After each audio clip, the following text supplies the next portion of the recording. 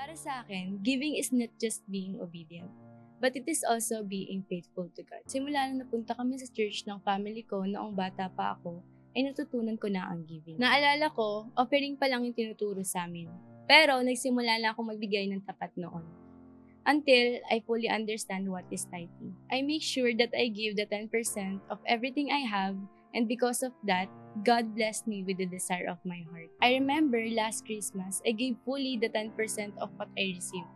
And sabi ko nun sa Lord na tanim ko yung offering na yon that week for my studies. Nagde-desire talaga yung puso ko na magkaroon ng academic achievement. And nagtuloy lang ako sa pagtatapat sa aking tithes and offering kahit hindi ko ito agad nakuha. But praise God for His faithfulness dahil I was able na makasama sa mga with honors. Tunay na hindi lang sa finances ang blessing. Kaya rin ng Lord ipakita ang favor niya sa pag-aaral mo. Kaya naman magbigay tayo ng tapat at walang pag-aalinlangan. Kahit na maliit pa lamang ang meron ka, maniwala at magtiwala kang palalakihin nito ng Panginoon. As it is written in Deuteronomy 14:22, Every year you must be sure to save 1/10 of all the crops that grow in your fields. Ako si Sarah Napire, sharing that when we learn to obey, we will experience God's blessings at hand.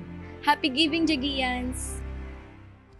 Ayan, so, challenge ko po ulit yung lahat na pwede po bang magbigay tayo nung bukal sa puso natin kasi binibigyan din tayo ng Lord ng higit pa sa inaakala natin. So, pwede po bang tumayo lahat and kuha tayo ng pang-offering natin. And yung tithes and offering natin na yung bukal talaga sa puso natin and yung gusto natin na ma-receive natin. So, tayo po tayo lahat.